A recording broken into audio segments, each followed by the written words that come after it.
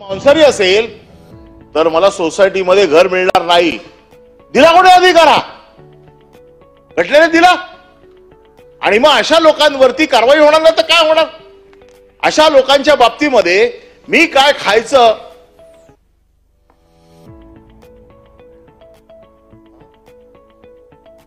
मी काय खायचं हा अधिकार कोणाचा आहे? माझा आहे ना. माझ्या अधिकारावरती गदा आणणारा कोण आहे? एक समाज उठतो आणि सांगतो की मांसाहारी लोकांना या सोसायटीमध्ये राहायला देणार नाही का, तर ते मांसाहारी आहेत म्हणून. हा अधिकार दिला कोण?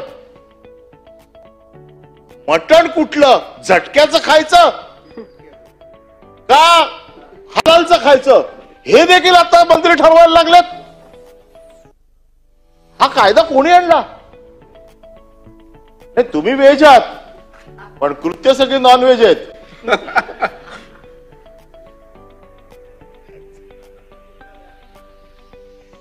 त्याच्यामुळे मटण कुठलं खायचं हे काय चाललंय बघा.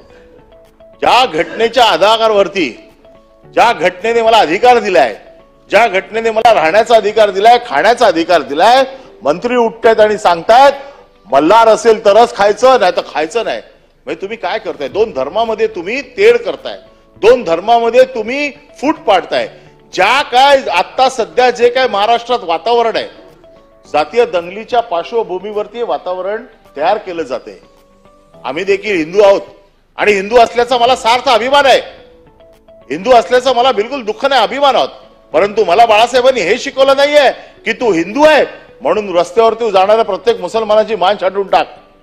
बाळासाहेबांनी काय सांगितलं की जे कोण असतील, मग ते हिंदू असो नाही तर मुस्लिम असोत, जर या देशाच्या विरोधात काम करणार असतील, या देशाच्या विरोधात जर ते काम करणार असतील, मग तो कोणी असो, तो आपल्या देशाचा शत्रू आहे. दुर्दैवाने त्यावेळेला जे काय बॉम्ब झाले, ज्या काय गोष्टी झाल्या, याच्यामध्ये मुस्लिम समाजाचे लोक आढळले आणि म्हणून बाळासाहेबांची ती सगळी वाक्य त्यावेळेला होती. आज काय झालंय? माझ्या इकडे एक सोसायटीमध्ये एक नेपाळी वॉचमॅन आहे, अख्खा रात्र ओरडत असतो, जागते रहो, आणि त्याला असं वाटतं की त्याच्यामुळे आम्ही सगळे सुरक्षित आहोत. तसं एक नेपाळी महाराष्ट्रात फिरतोय आणि त्याला असं वाटतं त्याच्यामुळे हिंदू धर्म टिकलाय. त्याचा असा समज झालाय. हल्ली काय शाल बिल घेऊन अशी म्हणजे समज झालाय. अरे त्यांच्या जीवावर नाही, हिंदू धर्म सांभाळायला आम्ही समर्थ आहोत, आमच्यात तेवढी ताकद आहे हिंदू धर्म सांभाळायची.